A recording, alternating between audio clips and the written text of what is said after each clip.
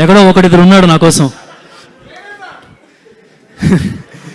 Thank you. Okay, మీ అందరి కోసం నేను ఫుల్గా కష్టపడతా, కానీ ఒక్కడి కోసం ప్రాణం పెట్టేస్తా.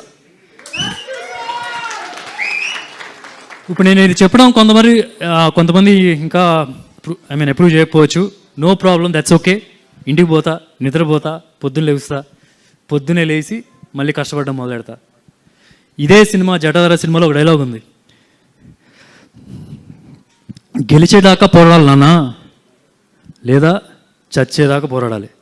ఇది ఈ సినిమాలో డైలాగ్ ఉంటుంది.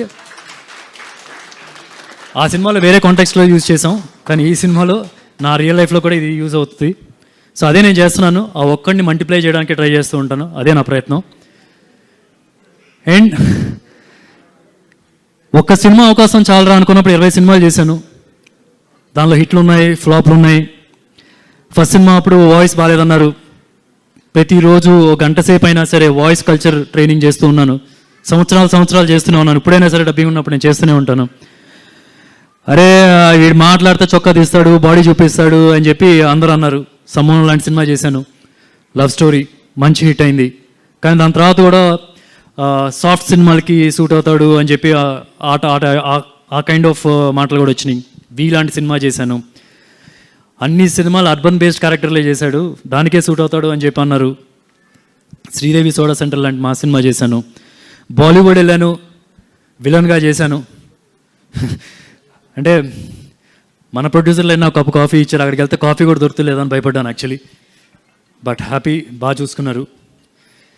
సో ఇప్పుడు 20 సినిమాల్లో హిట్ కారణం నా కష్టం, ఫెయిల్యూర్ కారణం అది కూడా ఫ్లాప్ కారణం కూడా అది నా ఫెయిల్యూరే.